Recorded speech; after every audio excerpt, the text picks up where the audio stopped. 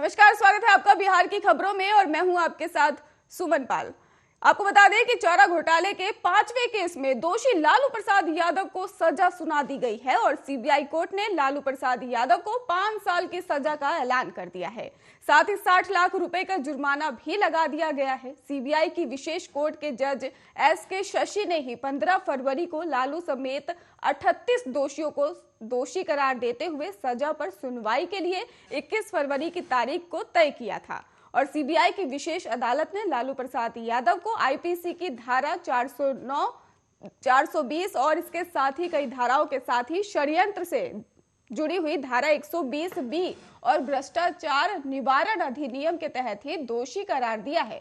और इस मामले में सीबीआई ने कुल 170 आरोपियों के खिलाफ आरोप पत्र दाखिल किया है, जबकि 148 आरोपियों के खिलाफ 26 सितंबर 2005 में आरोप तय किए थे और चारा घोटाले के कई मामलों में ही 14 साल तक की सजा पा चुके लालू प्रसाद यादव समेत 99 लोगों के खिलाफ अदालत ने सभी पक्षकारों की बहस सुनने के बाद 29 जनवरी को फैसला सुरक्षित रख लिया था।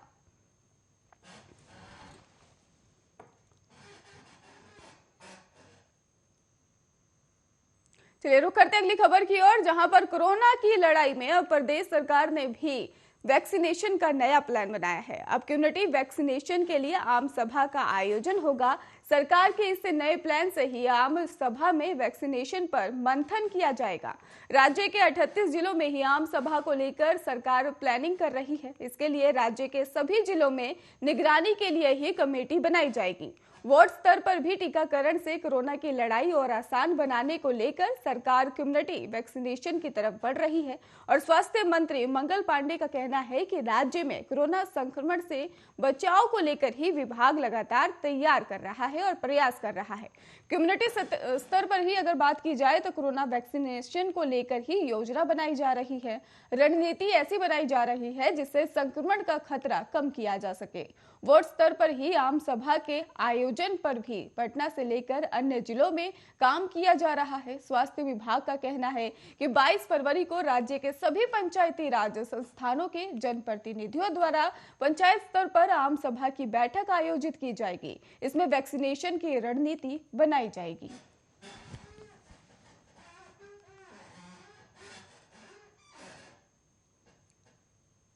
भागलपुर के प्रभारी मंत्री से बिहार सरकार के भूमि और राजस्व मंत्री रामसूरत राय परिवार रविवार को ही देर रात ही भागलपुर पहुंचे और सर्किट हाउस में भाजपा कार्यकर्ताओं ने उनका स्वागत किया। इस दौरान उन्होंने मीडिया से बात करते हुए बताया कि जिले का प्रभारी मंत्री होने के नाते सीएम नीतीश कुमार के कार्यक्रम का जायजा लेने पहुंचा हूं और आज कार्यक्रम स्थल पर ही निरीक्षण करेंगे।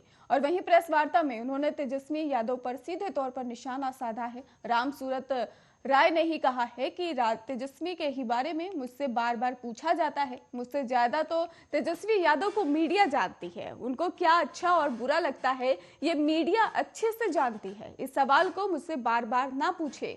वहीं उन्होंने स्मृति चिन्ह पर भी कहा कि विरोधी दल को अच्छा कहाँ लगता है, ये तो अच्छी चीज है और विरोधी दल को भी अच्छा लगना चाहिए, ये गलत परंपरा है।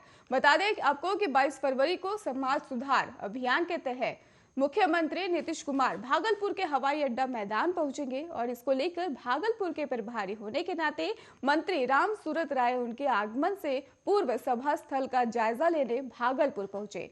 आपको बता दें कि हवाई अड्डा मैदान में निरीक्षण करेंगे। आज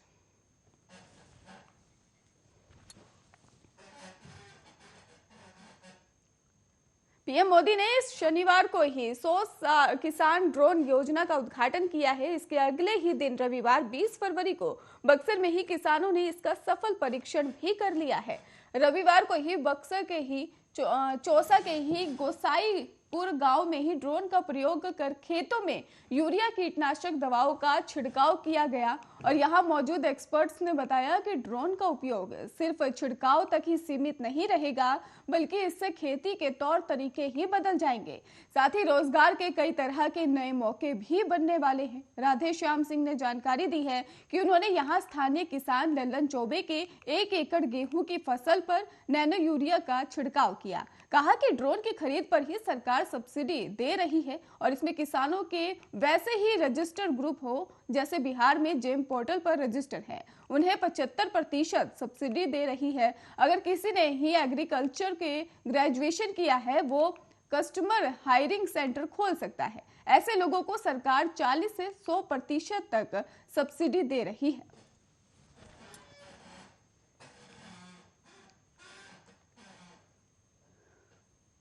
टेक्निकल संस्थानों में सोमवार से ऑफलाइन मोड में ही पढ़ाई शुरू हो गई है। विद्यार्थियों को कोविड प्रोटोकॉल के तहत ही कॉलेज आना होगा। वहीं अधिकतर स्थानों के ही कैंपस हॉस्टल में ही छात्र लौट चुके हैं। विद्यार्थियों को वैक्सीनेशन सर्टिफिकेट के साथ कॉलेज जाने को कहा गया है। आपको बताते चले कि आईआईटी और एनआईटी में ही विद्यार्थियों के वैक्सीनेशन के दोनों डोज पूरे हो चुके हैं। संस्थानों के फैकल्टी में भी वैक्सीनेशन को लेकर लगातार जागरूक कराया जा रहा था। विवि ने नोटिस जारी कर विद्यार्थियों को सूचित किया है कि उन्हें विद्यार्थियों को अपने साथ वैक्सीनेशन सर्टिफिकेट लेकर आना है। वहीं कैंपस हॉस्टल में ही शनिवार से खोल दिए गए हैं। विवि ने ही विद्यार्थियों को कैंपस में सोशल डिस्टेंसिंग का बनाए रखने का भी अनुरोध किया है। मास्क हर समय पहनने और कोविड-19 प्रोटोकॉल का सख्ती से पालन करना अनिवार्य होगा। लाइब्रेरी का इस्तेमाल करते समय भी विद्यार्थियों को मास्क और सोशल डिस्टेंसिंग का पालन करना अनिवार्य होगा।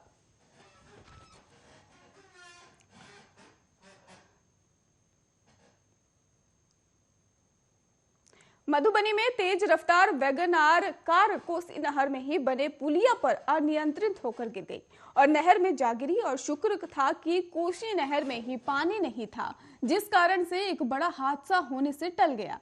कार में सवार 3 लोग घायल हो गए हैं। स्थानीय लोगों के जुटने के बाद सभी घायलों को वहां से निकाला गया है। घटना पंडौल थाना क्षेत्र के सलेमपुर गांव की बताई जा रही है। रविवार देर रात ही झंझारपुर की ओर जा रही थी और इसी दौरान ये बड़ा हादसा होने से बच गया है। घटना के बाद इलाके में हड़कंप मच गया। आसपास के लोगों की भीड़ भी लग गई। स्थानीय लोगों ने घायलों को अस्पताल में भर्ती करवाया और घायलों और परिजनों को ग्रामीणों के सहयोग से ही पुलिस के आने से पहले ही जेसीबी की सहायता से नहर में गिरी कार को निकाल लिया गया। और इस घटना की जानकारी पंडौल थाना को दिया गया है और बहुत समय बीत जाने के बाद भी थाना नहीं पहुंचा तो फिर ग्रामीणों ने ही जेसीबी से नहर में गिरी 4 चक्का वाहन को बाहर निकाल लिया है। लोगों का साफ तौर पर कहना है कि पुल पर रेलिंग नहीं रहने के कारण ही इससे पहले भी कई घटनाएं हो चुकी हैं और कई लोगों की जान इस पुल पर जा चुकी है। इसको लेकर स्थानीय ग्रामीणों में भारी आक्रोश देखा गया है। ग्रामीणों का मानना है कि जल्द से जल्द यदि इसे नहीं बनवाया गया कई बड़ी घटनाएं जो यहाँ पर है घट सकती हैं।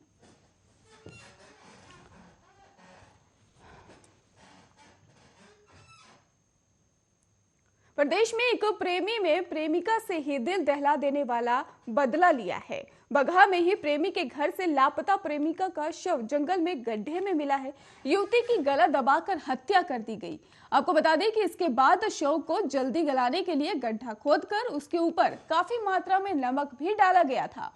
पुलिस ने आरोपी प्रेमी को फिलहाल गिरफ्तार कर जेल भेज दिया है। आरोपी युवती के गांव का ही बताया जा रहा है। आपको बता दें कि एसडीपीओ कैलाश प्रसाद ने बताया कि आरोपी पप्पू राव ने ही प्रेम जाल में फंसाकर शादी का झांसा दिया और 1 महीने तक अलग अलग शहरों में लड़की के साथ शारीरिक संबंध बनाए। इसके बाद 16 फरवरी को किसी दूसरी लड़की से शादी करने लगा।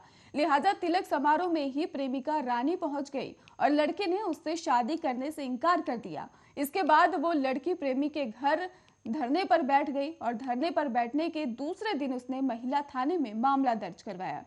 फिर लड़के के घर जाकर वही धरना दे दिया। इसके बाद लड़की लापता हो गई थी। परिजनों ने लापता होने की प्राथमिकी दर्ज करवाई और सूचना के बाद ही पुलिस तत्काल हरकत में आई और लड़के के परिजन को हिरासत में लेकर पूछताछ किया, जिसमें हत्या का खुलासा हुआ है। और इसके साथ ही ये भी पता चला है कि पुलिस ने शव बरामद कर पोस्टमार्टम के लिए भी भेज दिया है।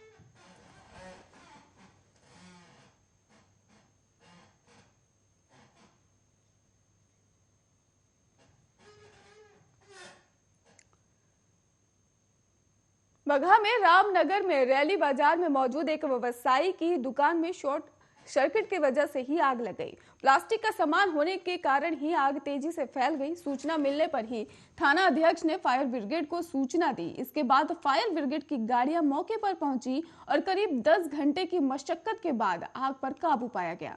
बताया जा रहा है कि संजय गुप्ता ने मकान किराए पर लेकर होलसेल का बिजनेस शुरू किया था और जिसके बाद नीचे वाले मंजिल पर होलसेल दुकान थी, बाकी सभी फ्लोर पर गोदाम थे। शॉर्ट सर्किट से गोदाम में आग लग गई और जिसके बाद आग ने ही पूरे घर को अपने गिरफ्त में ले लिया।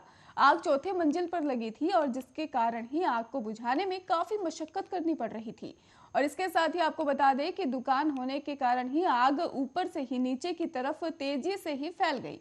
आग की लपट इतनी तेज थी कि अगल बगल के दुकानदार भी अपना सामान लेकर वहां से हटाने लग गए और आग को बुझाने के लिए 10 घंटे का समय लग गया। शनिवार शाम लगी आग रविवार सुबह बुझ पाई है। हालांकि आग अभी तक पूरी तरह नहीं बुझ पाई है। अभी भी घर के अंदर से तेज धुआं निकलता हुआ नजर आ रहा है।